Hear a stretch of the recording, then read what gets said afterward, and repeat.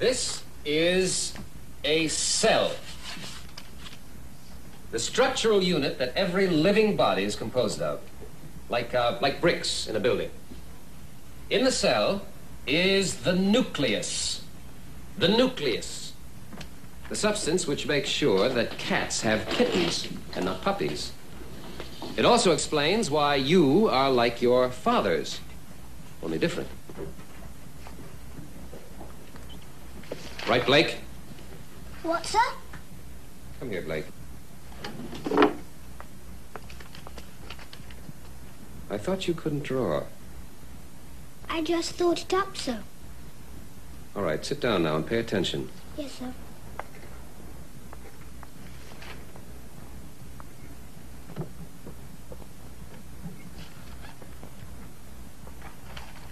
All right. I'll repeat now for Blake's benefit.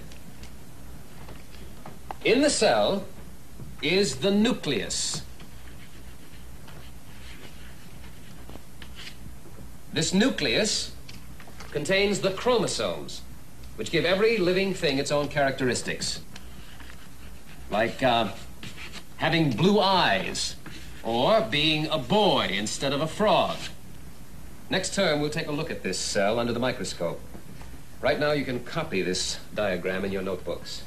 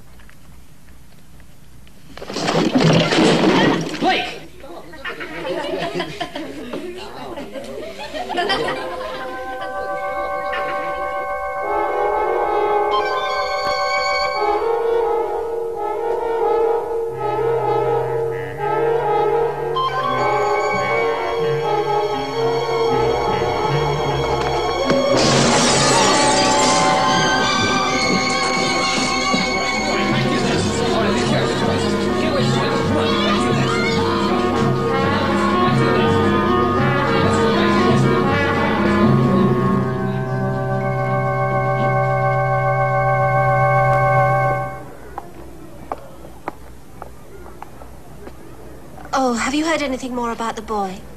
He's still unconscious, I'm afraid. Oh, what a ghastly thing to happen. Yes. It's not only the youngster and the fact that it happened in my class, but I got the strangest feeling. I know it sounds crazy, that Rodney Blake did it. Rodney? You mean Rodney pushed him out? He was nowhere near the window when it happened. That's what's so odd. I don't understand. Neither do I. It seems that Thorne jabbed him with a pair of dividers just before it happened. Really hurt him, I guess. But Rodney didn't touch him. He just looked at him. You should have seen that look. What gets me is that Blake is normally such a nice kid. What do you think of this? Well, it's extraordinarily good. What's the connection?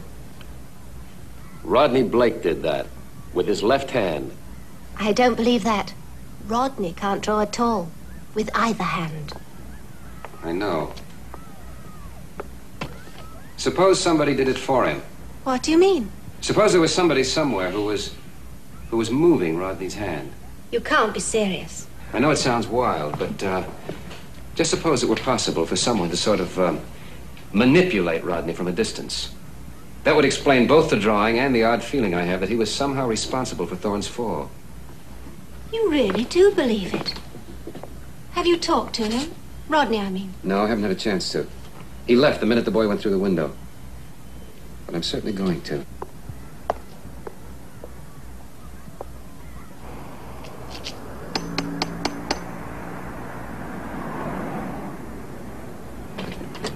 Yes? Hello, I'm Mr. Miller. I'm one of Rodney's teachers. Rodney, it's your teacher. Hello, Rodney. Hello, sir. I want to talk to you, Rodney, about what happened to Thorne. Rodney! He's off again, as usual. I am sorry, sir. He isn't usually rude like that. Not much, he isn't. Won't you come in? Thank you.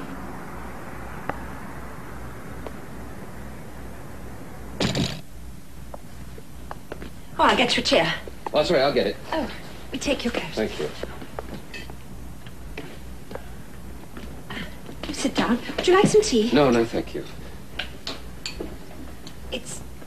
It's not about that boy who fell, is it? Is he all right? Well, he's still unconscious, I'm afraid. Did Rodney tell you what happened? He never tells us anything because he's never here. He's always off somewhere. Never tells us where he's been or who he's been with. And when he is home, he's always talking to himself. Only when he thinks nobody's listening, of course. As if there was somebody there, somebody he calls Stephen. Stephen?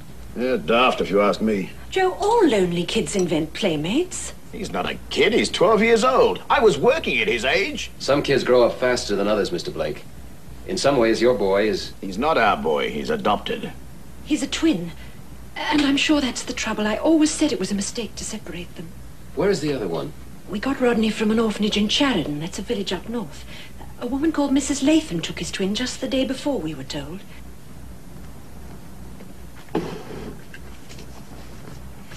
This is Charidon. Rodney did it. Only we don't know how, because he hasn't been up there since we got him. Rodney says he just made it up. He did this in class. Do you know who this woman is? Nobody we know. I don't care what anybody says. I say he's weak in the head. He's not a bad boy, sir, only he's like a stranger to us, and he's ever so sensitive.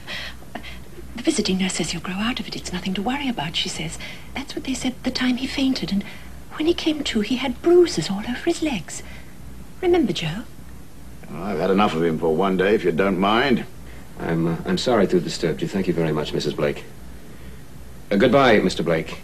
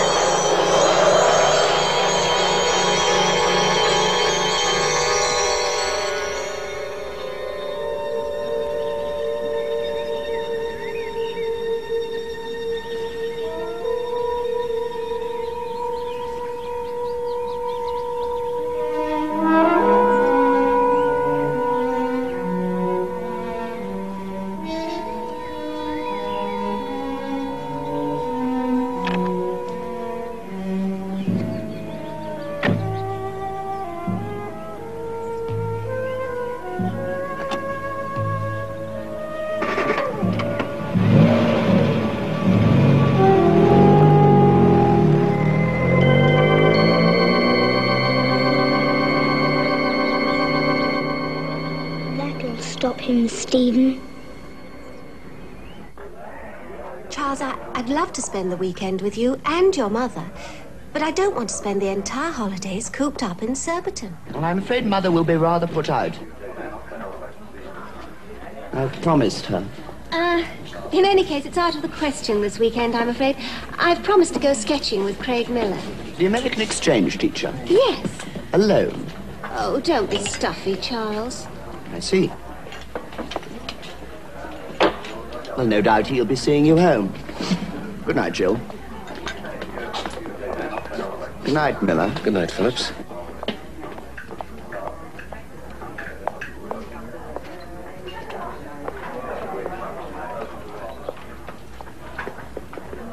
Hello. Hello. May I, Yes. Is anything the matter? does it show? What is it, Craig? I've just had an hallucination. an 18-karat 3D hallucination. I was leaving Rodney Blake's place when the road disappeared. Disappeared? Vanished.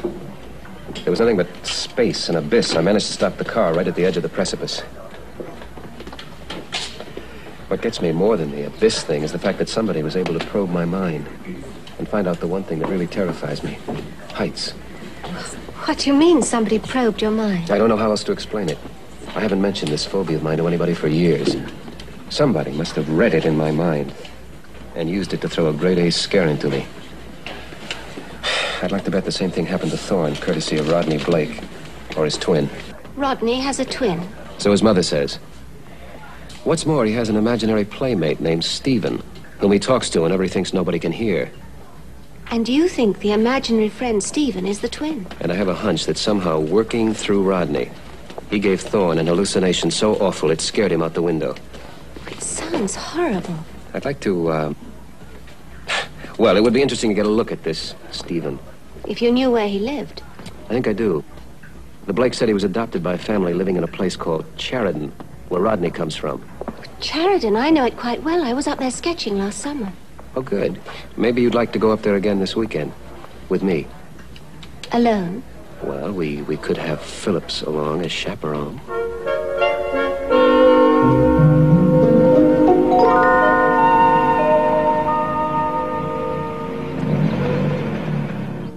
How did you get hold of this? It's my son's work. No, it isn't, Mrs. Latham. It was done by his twin brother. Twin brother? But how odd. Well, I must say he's every bit as talented as my boy. All he can ever think about is his drawing. Does it all left-handed, too. I do think left-handed people are terribly clever, don't you? I'd always hoped, of course, that he would be musical. I teach music, you know. But I'm afraid when it comes to playing the piano, he's all thumbs.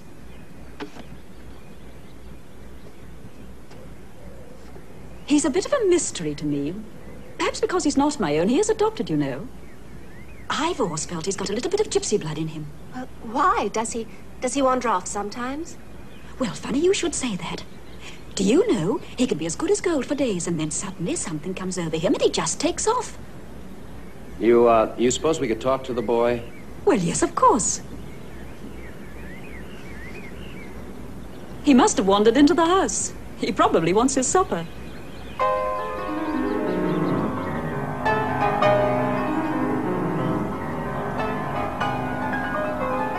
I thought you said he couldn't play. But he can't.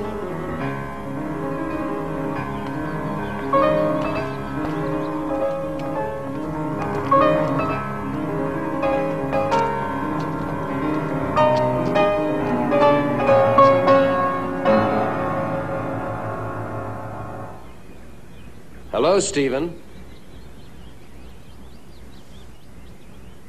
My name's not Stephen. It's Peter.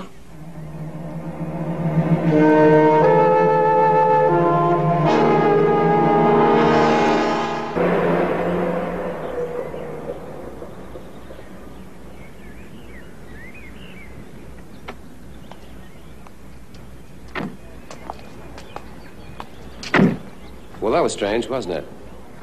At first there's Rodney, who can't draw, and then Peter, who can't play the piano. Except like Van Cliburn on one of his better nights. And did you notice the way he looked when you called him Stephen? Maybe there are 3 instead of 2. Or Stephen could just be a name that Rodney made up. Sort of imaginary playmate, like his mother said. No, I don't buy that. Well, where do we go from here? I suggest a drink and then some dinner. Mm-hmm. And then what? Well, we could spend the night here. Separate rooms, of course.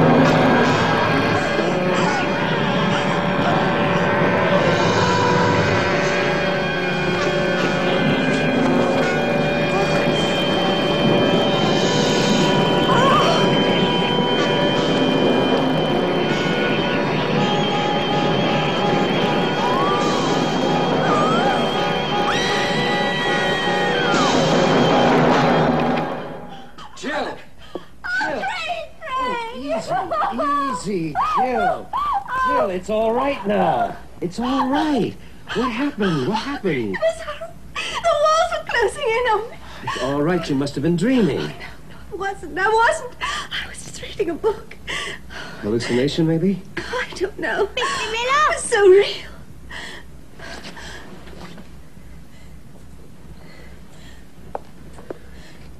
Go home, Mr. Miller!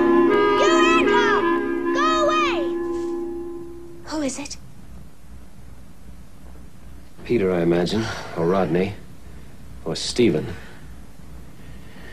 Jill, I want you to go home. Why? These hallucinations, whoever is doing it, I told you once they could probe my mind. Obviously, they can probe yours, too. Claustrophobia is your hang-up, isn't it? Yes. Well, next time, something even more terrible is liable to happen.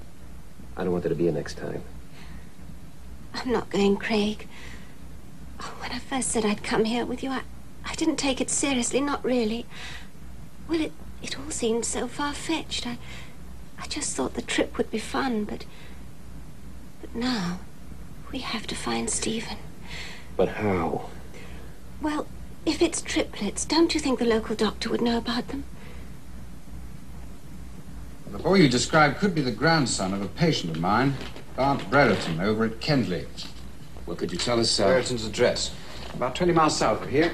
He can answer any further questions, or not, as the case may be. Now, if you'll excuse me. Thank you. Next. Thank you. Shall I? Please. Milk? Yes, please. That's my grandson. I didn't know he'd come in. I never knows where he is during the holidays. A very independent young man. Actually ran away from school several times. He plays very well. Oh, quite brilliant for his age. Sugar? No, thank you. Yes, music's the one thing we have in common. That and chess. I'm extremely fond of the boy. I'm afraid I spoiled him ever since his parents were killed. Was he an only child? Yes, he was adopted. My son and his wife died in that Swiss plane crash 4 years ago. I've looked after him ever since. But he's a rather lonely child. When did they adopt the boy? Oh, he was only just a baby, not more than a year old. Lonely children often have imaginary playmates. Does he? Yes, he does, actually. Ah, my grandson, Richard. Rodney, Peter, Richard, and Stephen. Quadruplets. Linked together psychically as closely as if they were physically joined. Like Siamese twins. This isn't unusual among identical twins because they're formed from the division of one fertilized egg, have exactly the same genes. In a sense, they are one. A single psychic entity. Peter conveys his skill to Rodney, and Richard to Peter. Peter is thrown by a pony, and Rodney, 200 miles away, is bruised. But that's what happened to Richard. I recall he came down black and blue one morning and couldn't account for it. The really terrifying thing is their power to probe one's mind and produce those hallucinations. You actually believe Richard has this power? I guess they all have it. Maybe not all to the same degree. But I think Stephen is the only one who deliberately uses it maliciously. From what you tell me, he seems to be a public menace. Yes, but why? He didn't just happen. Who and where are his parents? And where is Stephen? Well, I'm ready to give you your usual chancing, Bart. Oh, hello, Yarrow. After I'd given these to your address, it occurred to me that it might be a ploy to sell you insurance. Or a gold brick. Nothing of the sort, my dear chap. I'm delighted you sent them. I've persuaded him to stay for a few days. Oh, what's the interest in your grandson? Complicated. His parentage, partly. What's your thinking on ESP? That sort of thing. It's lunatic fringe stuff. There's a lot of talk about it in the States, I know. It began here. Dr. Yarrow, if there had been a multiple birth over here, you'd know about it, wouldn't you? Probably. Would have been before your time, Frank. Well, the regional hospital board would have it. Even if it was done by a midwife? Well, she'd have to be registered, and she'd have to consult with an MD before delivery. We're not as primitive as you might think. Yes, there's a registered nurse in Banford who delivered her own daughter's child. She attempted to conceal the birth and didn't call her MD in time. She got into very hot water. When was that? Oh, about 12 years ago. Mrs. Biddle.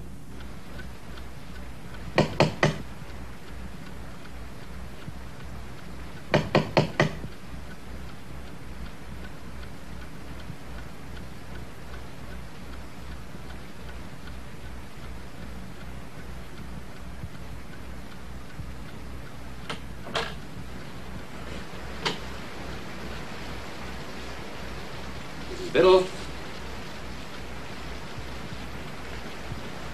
Hello?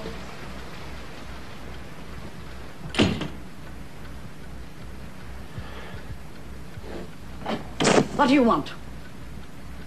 We're sorry to disturb you. It's about your grandsons.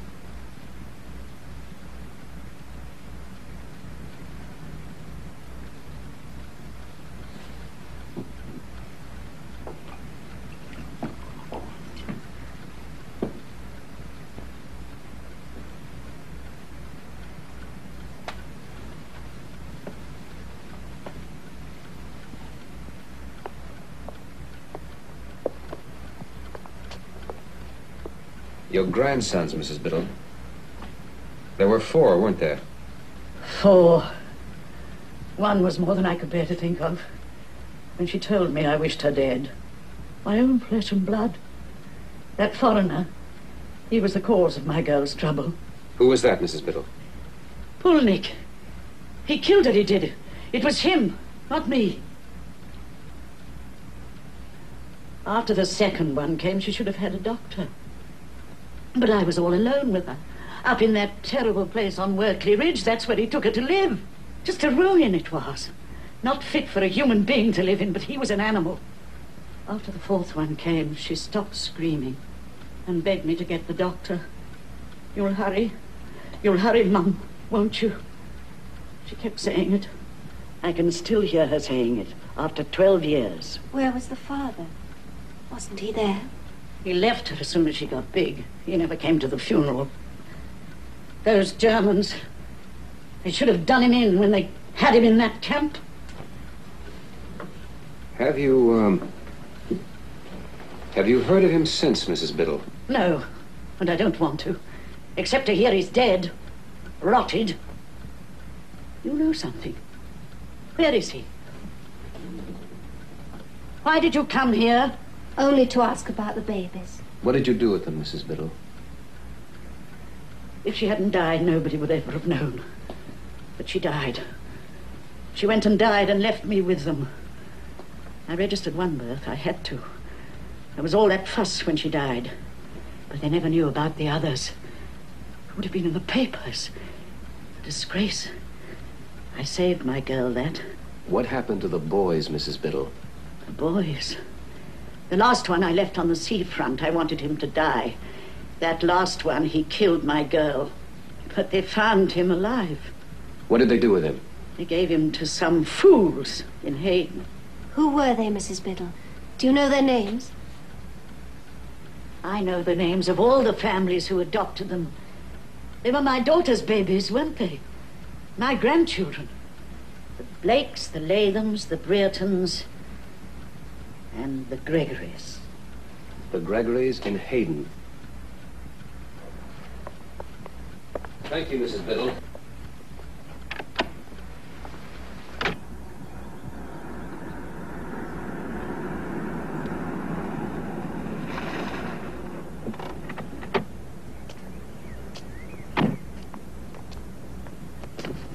The vicar here should be worth a try anyway. He's bound to know something about the Gregorys.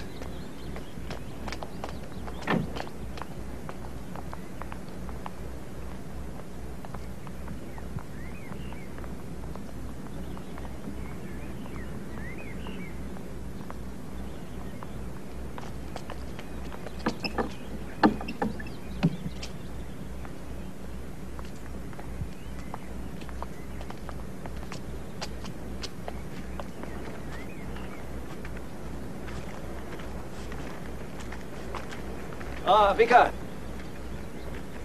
Vicar, I'm Bart Brett, and I live over in Kentley. This is Miss Jill Collins and Mr. Craig Miller. We wondered if you could give us some information about a couple called Gregory. Gregory? Are you relatives, by any chance? Well, no. I hear they adopted the brother of a pupil of mine. I'd like to find him. They were a nice young couple, and they did their best for the boy, but they just couldn't manage him. He terrified Mrs. Gregory, poor woman. She daren't say a word to him. He's not here anymore, then? No. Do you know where he is, Vicar? Nobody knows. Not even the Gregorys. Oh, I'm sorry. I thought you knew. Don't tell me they're not here either. That's their grave over there. They were buried just over a year ago. They died quite suddenly. And the boy? Ran away. Hasn't been heard of since. Do you think there was any connection between their deaths and the boy? Well, I know I ought not to say this, but there was something evil about the child. Something really evil. Well, I'd sure appreciate it if you could locate him for me, Charlie. If the embassy has nothing on him, I'm sure your section has a pipeline to Scotland Yard. Yeah, Pulnik. P-U-L-N-I-K. Probably Polish origin. Concentration camp prisoner. Okay. Mr. Miller?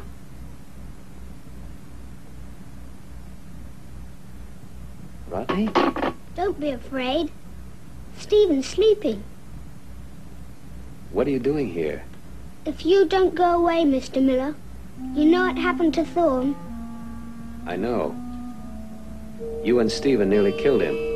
Thorne hurt Stephen too when he jabbed me. When Stephen links with me, I am Stephen. What do you mean by that? When he links with you? He thinks it. And I can think into you. I know. And put pictures in my mind to try and scare me. I suppose when Peter links with you, he is you too. And you can draw like him. And if he gets hurt, you're bruised. That's Stephen Innes. Does Stephen make you do things? I told you, when Stephen thinks me, I am him. Listen, Rodney. Don't you understand what you're doing is wrong and has to be stopped? Nobody can stop us. We, Stephen, can do anything we like. Where is Stephen now? He's beginning to wake up. Where?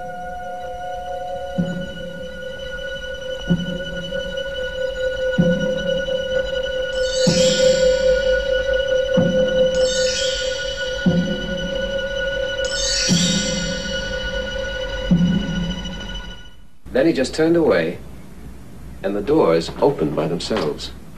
And outside he was joined by Peter. Richard's gone. His bed wasn't slept in. Rodney was here last night to warn us off again. And Peter, too. Rodney, Peter, and now Richard. They've all left home within the past 2 days. They must be meeting somewhere. The important question is where? It can't be far from here. Yes, but where? This just came for you, sir.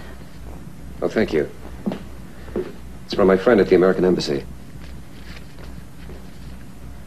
Stanislaus Pulnik, survivor Nazi genetic experiments. Sent to Johns Hopkins for study of freak chromosome patterns. Periodic observation till 1952. Left U.S. for UK 1953. Admitted London Hospital for radiation sickness 1954. Released as outpatient but failed to report. Returned for treatment 1957. Died November that year. Bachter. Pulnik must have been one of his guinea pigs. You know, it's beginning to make a sort of crazy sort of sense. Not to me. Who's Fechter? He was a Nazi biochemist. He had a lab in Belsen for genetic experiments and ended up hanged. But the notes he left are required reading now in genetics. Sort of tricks we play on fruit flies, he did on humans. Pulnik must have been one of them. Very interesting, but I don't quite see. It's all still pretty much up in the air. But one thing is known. Chromosome patterns in the genes they carry are affected by radiation and certain drugs like LSD in the wildest way. And that's where Pulnik and Stephen come in. A chromosome imbalance can produce geniuses, criminal lunatics, or freaks. It can heighten or weaken any of the 5 senses, perhaps even create a 6th, psychic sense. That's what Fechter must have done to Pulnik, who's transmitted to his offspring. But that would mean that Richard has the same characteristics as Stephen. I don't think it follows for Richard and the others. They share some of the hereditary characteristics, like that fantastically developed 6th sense, but not character. Twins hardly ever have identical personalities, still less quads. Well, we must find Richard. It's not the first time he's run away, but after what you tell me, well, I'm going to call the police. No, I'm afraid they'd only laugh at us, sir. They're inclined to associate hallucinations with the DTs. Mr. Brereton, where is Workley? Workley? Ridge up on High Moors, a wretched, godforsaken place. That's where Stephen is. And the others. I don't know why I never thought of it before. Mrs. Biddle said that's where they were born. You see, they all run away and disappear at the same time. It's like birds going home to the nesting place.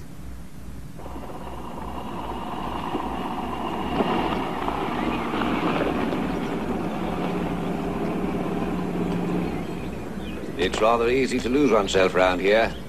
Let's ask this chap. Pardon me. What can I do for you? We're looking for the road up to Workley Ridge. The Ridge? You're driving up there. Any reason why we shouldn't? Up to you, sir. I could use a drink. Me too. Excellent idea.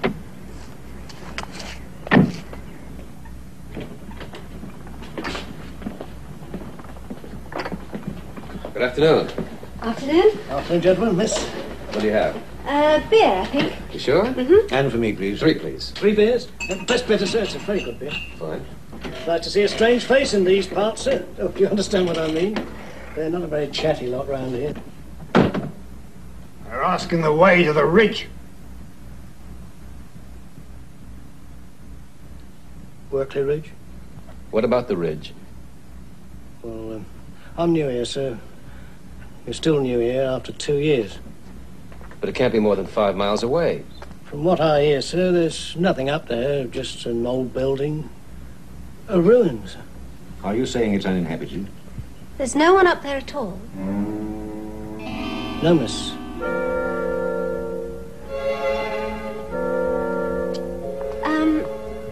Is there somewhere I could wash my hands? Oh, yes, I'll call the wife. Elsie.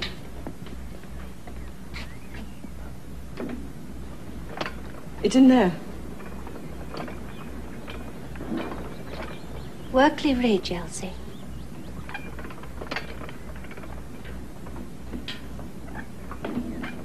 There is someone up there, isn't there? Isn't there? The whelp. That's what they call him. A filthy, black-haired little fiend. Ever since he turned up here last year, nobody's safe. You're not thinking of going up there, are you? Nobody dare go near that place. He goes round demanding food. Not asking for it, mind you. And you better give it to him, too, and a bit extra. Mayhew, that's one of the farmers in there. He told him to clear off out of it and not to come back again. And that night his barn was burnt to the ground and the dairy herd with it. Oh, he's a great one for burning. They say he set fire to his own home over at Hayden just because he found out that his parents were going to send him away to school. They were both burned to death. Change.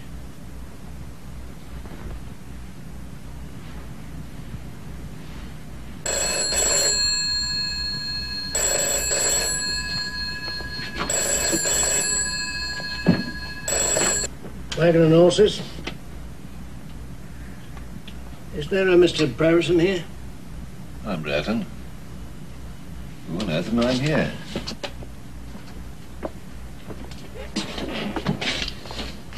Brereton here. Richard! Where are you, my boy? Richard! Hello! Hello! Look, you saw how it was in there. They're even afraid to talk about him now. Why don't you move away from here? Oh, I'd give anything to, but, well, we've only just bought the place and Bert says we can't afford to move. That was Richard, but all he said was grandfather and the line went dead.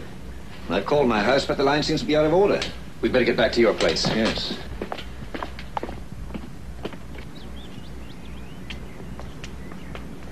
Did you get anything out of her? Stephen's up at the old ruin. He's been terrorizing the whole district. They call him the whelp.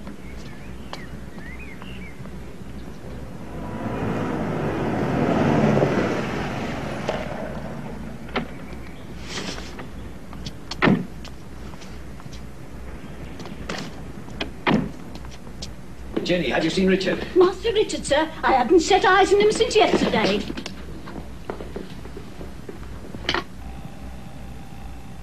It's okay now. That call was a trick to get us away from the Workley area. I wish I knew where Richard was calling from. You better wait here, sir, in case he comes back. I'm going back to Workley. We're going. All right, let's go.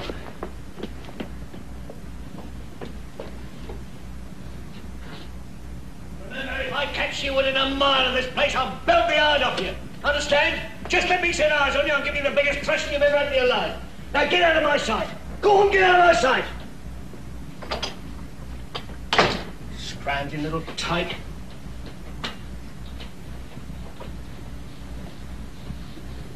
Oh, I wish you'd be more careful, Bert. You know what he's like. I'm sick of being intimidated by a kid. Go on, drink up your drink. Leave it. Let's get up to bed.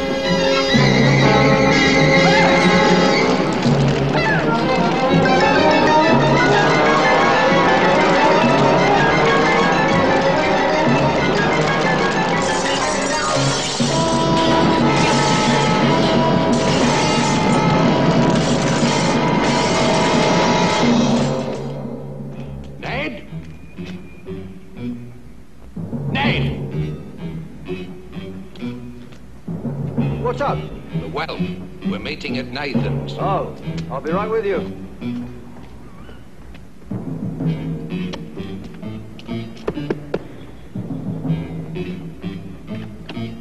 Where's Will? Inside. Will? Get your gun, Will. Get down to Nathan's. Nathan's? I'll be with you. What's up? The whelp's burned the wagon and horses. We mean to be rid of him. All right, about time. We meet at Nathan's farm. I'm with you.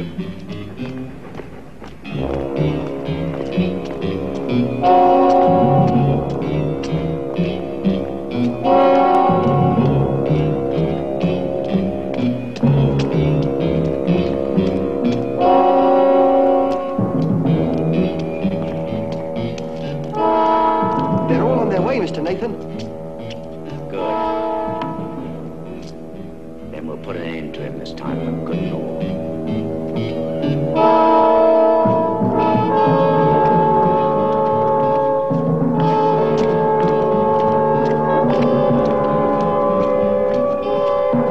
Here they come. Listen, men. Cole and Elsie are dead. And the pubs, no more than blackened timbers. But though they were only here a short while, they stood by us while living. And we should stand by them. It was the whelp that burned them. It's the whelp we're here to chase. And we're going to finish him off tonight. But we're going to have to be careful, because he's a cunning little devil, and we don't want him to escape us. Hale, take the tractor down the bottom of the lane and block it off. And don't let no one past until it's all over. Got it? Rest of us line up over the ridge. Search every bush, every ditch, every tree. Flash him out. And when you sight him, shoot him. We'll pay him back. We'll get rid of him once and for all. Right then, let's get moving.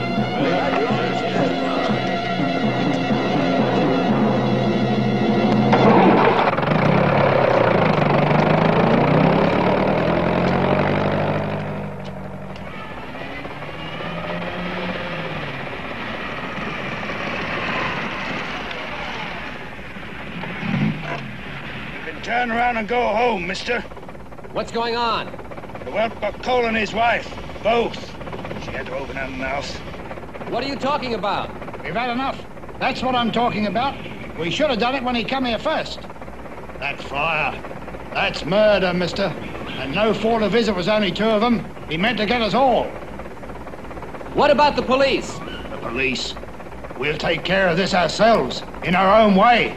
It's us who's been plaguing this 12 months. First it was only food. Before long it'll be our girls. You keep out of this, mister. We'll fix him ourselves in our own way. Be off with you. And don't interfere with what's none of your business. But it is our business. Forget it.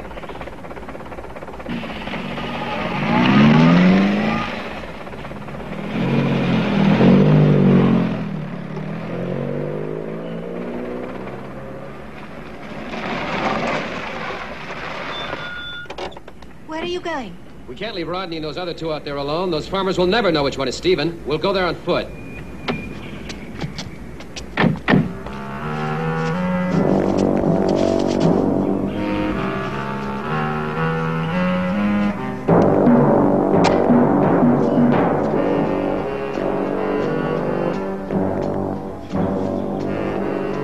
Not too far apart now, or you'll slip by us. Now move on in. Go on, Todd, find him. Find him. Go find him, Todd. Go on. Hip, hip, hip. Go on, find him. Come on.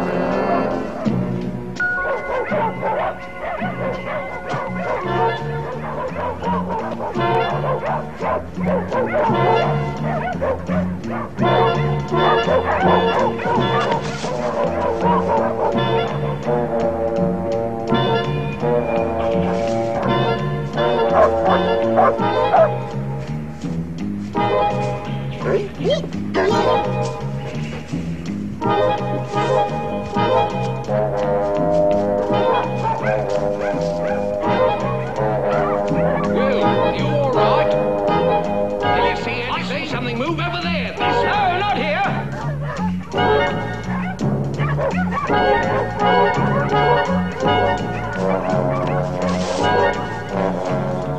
If we can get there before the men do, the boys may have a chance.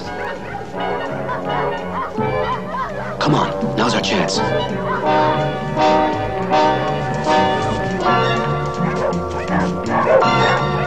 Keep the spread out, boys! That's it, keep it in line! Over here!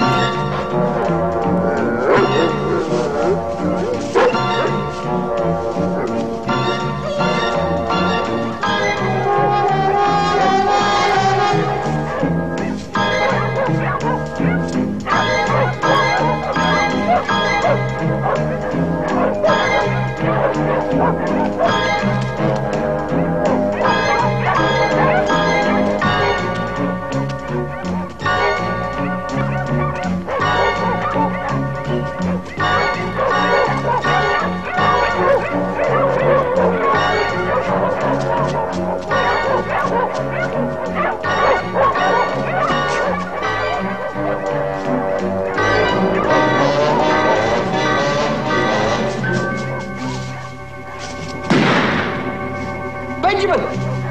I've seen him, he's gone through there! Oh, no, no, he'll shoot you too. We gotta stop him. He may hit any one of them. Did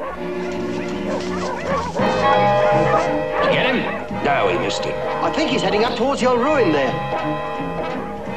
Good. In that case, we've got him trapped. Circle around the other way and we'll head him off. You go and tell the others. Come on.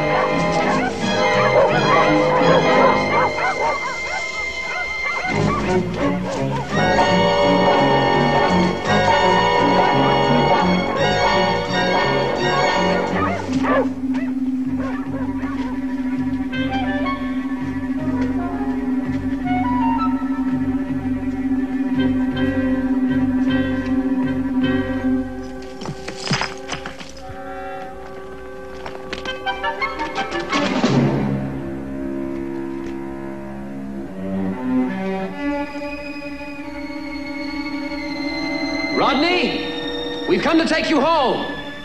You too, Richard. And you, Peter. The farmers are coming here to kill Stephen.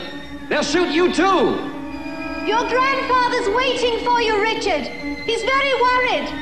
If you come with us, all of you, we'll get you safely off the moor.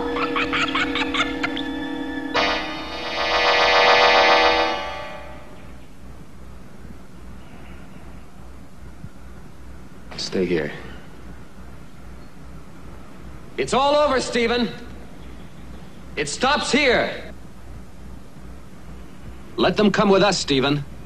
It's their only chance before the farmers get here. Leave him, Rodney. Your mother and father want you home. And Peter, your mother's terribly anxious about you. Richard, Richard, you know your grandfather loves you. Oh, please come with us. All of you. Come with us while there's still time. No! We must stay together. Don't listen about the farmers. They can't hurt us. Leave him. Leave him and come with us. He's trying to trick you. If we stay together, we're strong. Don't you understand? Stephen is bad. Evil. If you stay with him, you could be killed. He's frightened. They're all frightened of us. Because we're free. Because we can do things they can't. I know it makes you tick now. And it won't work anymore.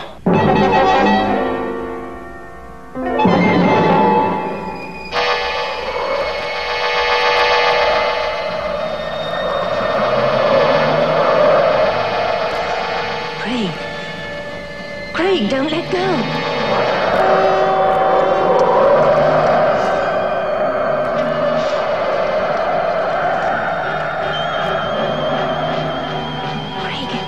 It's just a hallucination.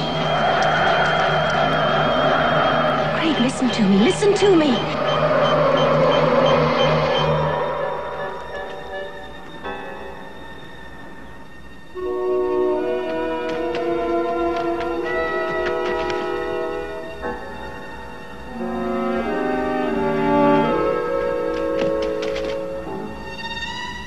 Peter, oh, please come with us. You can't win, Stephen. I know what you do. You control people through their minds. You managed to get inside my mind, but it didn't work this time. I can still do it. I'll show you. No, Stephen, you can't. You failed. My mind is stronger than yours.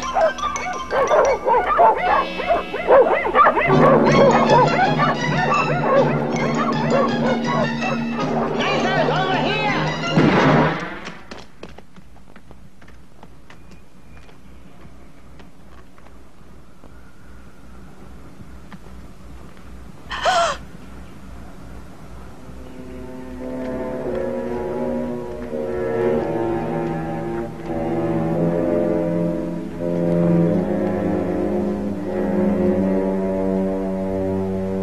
Is he dead?